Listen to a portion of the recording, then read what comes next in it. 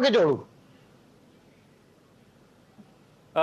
ശ്രീമതി ബിന്ദു വയലാർ, ഈ ഒരു വിഷയവുമായി ബന്ധപ്പെട്ട് റെയിൽവേ ബജറ്റ് അത് സെപ്പറേറ്റ് ചെയ്യേണ്ടത് തന്നെയാണ്. അത് ഇതിലേക്ക് ലയിപ്പിച്ചപ്പോൾ മുതൽ തന്നെയാണ് റെയിൽവേയുടെ പ്രാധാന്യം കുറയുന്ന ഒരു സാഹചര്യത്തിലേക്ക് പോകുന്നതും അത് അത്തരത്തിൽ തീരുമാനം വന്നപ്പോൾ തന്നെ ഇത്തരത്തിൽ വിമർശനങ്ങൾ നമ്മൾ ഉന്നയിക്കുകയും ചെയ്തിട്ടുള്ളതായിരുന്നു. പക്ഷേ എന്തായാലും സർക്കാരിൻ്റെ നയമാണ്, അത് ആ നിലയ്ക്ക് തന്നെ പോകുന്നു.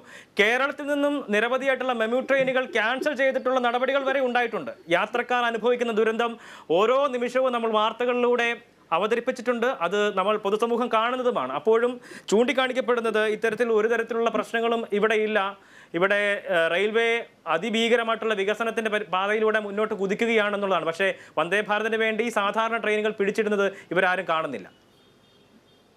തീർച്ചയായും അതിനോട് യോജിക്കുകയാണ്. കാരണം വികസനം എന്ന് പറയുന്നത് നമുക്കറിയാം. വികസനം ഞാൻ തന്നെ സംസാരിച്ചപ്പോൾ ഞാൻ പറഞ്ഞു, കാരണം ഒരു ഭാഗത്ത് എന്തെങ്കിലും ഒരു വേദനകളില്ലാതെ മറുഭാഗത്ത് നേട്ടങ്ങൾ ഉണ്ടാക്കാൻ കഴിയില്ല എന്ന പ്രബുദ്ധരാണ് കേരളത്തിലെ ജനത. എന്ത് തന്നെ പറഞ്ഞാലും രാഷ്ട്രീയമോ അല്ലെങ്കിൽ രാഷ്ട്രീയ ഉപജാപക വൃന്ദങ്ങളോ മാറി നിൽക്കട്ടെ, സ്വാഭാവികമായ ചിന്തയും നമ്മുടെ തലയിൽ ഉദിക്കുന്ന സ്വാഭാവികമായ ചിന്ത കൊണ്ട് തന്നെ നമുക്ക് മനസ്സിലാക്കാം, സാധാരണ ജനജീവിതം സാധ്യമാകാത്ത ഒരിടത്ത് എങ്ങനെയാണ് വികസനം സാധ്യമായി എന്ന് ഒരു ജനതയ്ക്ക് പറയാൻ കഴിയുക, അല്ലെങ്കിൽ ഒരു ഏതെങ്കിലും ഒരു രാഷ്ട്രീയ പാർട്ടിക്ക് പറയാൻ കഴിയുക, അല്ലെങ്കിൽ ഭരണകൂടത്തിന് പറയാൻ കഴിയുക. സാധാരണ ജനജീവിതം സാധ്യമാകാത്ത ഒരിടത്തും വികസനം സാധ്യമായി എന്ന് നമുക്ക് അടിസ്ഥാനപരമായി പറയാൻ കഴിയില്ല.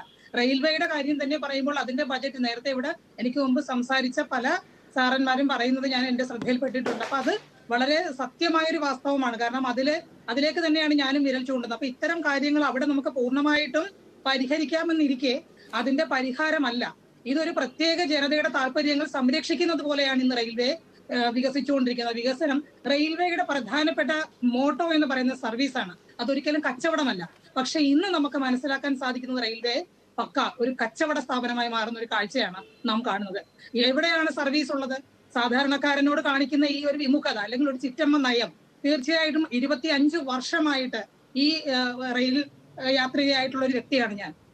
ഈ സംഘടനയിൽ സജീവമായി പ്രവർത്തിക്കുന്ന ഒരു അംഗമാണ്. ഇപ്പോൾ തന്നെ വന്ദേ ഭാരത് വന്നതിന് ശേഷം അവിടെയും നമ്മളോട് റെയിൽവേ കാണിച്ചിരിക്കുന്ന ധാർഷ്ട്യം ചെറുതല്ല.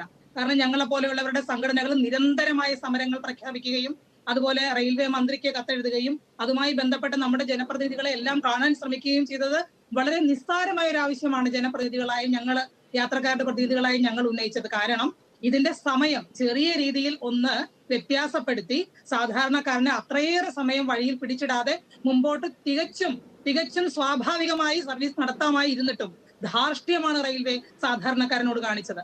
അപ്പോ ഇപ്പൊ ഒരു പ്രധാനപ്പെട്ട കാര്യം പറയുമ്പോൾ തീരദേശപാത.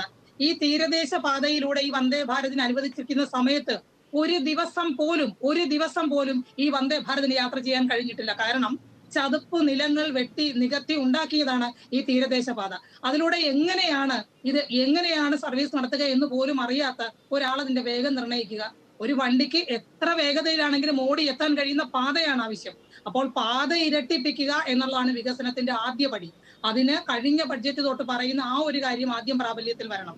അതുപോലെ സാധാരണക്കാരൻ സഞ്ചരിക്കേണ്ട സ്ലീപ്പർ കോച്ചുകൾ വെട്ടിക്കുറച്ചു.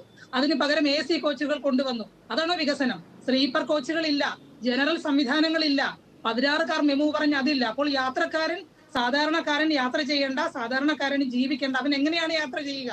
അല്ലെങ്കിൽ ഭീമമായി ഈ നിരന്തരം ചെറിയ വരുമാനത്തിനെല്ലാം ഈ ജോലി ചെയ്ത് കുടുംബം പുലർത്തേണ്ട ഒരുത്തന്നെ ഭീമമായ ഈ സംഖ്യ കൊടുത്ത് ഒരു കാരണവശാലും റോഡ് ഗതാഗതം നമുക്ക് സാധ്യമല്ല.